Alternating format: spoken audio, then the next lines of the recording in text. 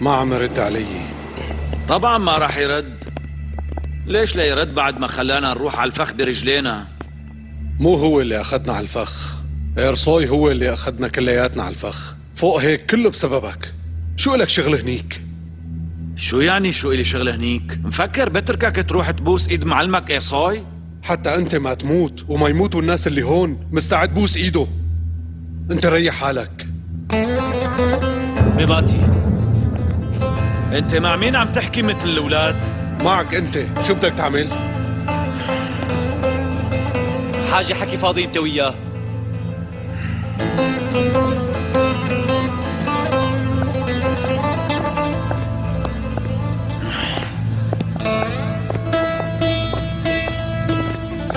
طلعوا لنا لبرا شوي.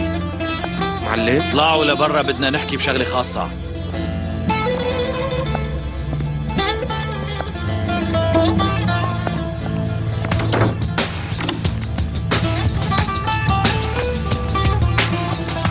كم مرة قلت لك عبد الحي بدك تصير تحكي معي مثل الرجال؟ وانت كمان تصرف مثل الرجال، عم تتصرف مثل الولد. حمود ربك اني ما بضرب اولاد.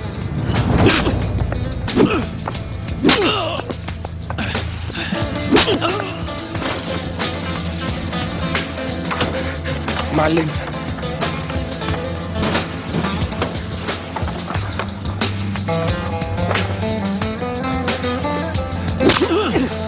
افتحوا.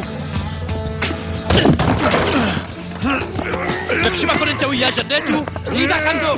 عبد الحي معلم اتركني، بدي اقتله لهالغبي. ماتي خلصنا بقى. شو صاير لك؟ عم يدافع عن حميد، عم يدافع عن زلة أرصاي. عبد الحي عم يعمل يلي بيطلع بايده حتى ما يصير شيء على حدا. يصير اللي بده يصير. شو بده يصير أكتر؟ من امتى نحن بنخاف من الموت؟ رح أقوص براس رفيقه قدام عيونه لهالغبي. ليش مفكر هو ما رح يقوصك براسك؟ خلصنا انت الثاني. خليه يقوص يقوص، لو كان رجال يقوص. خلص بكفي.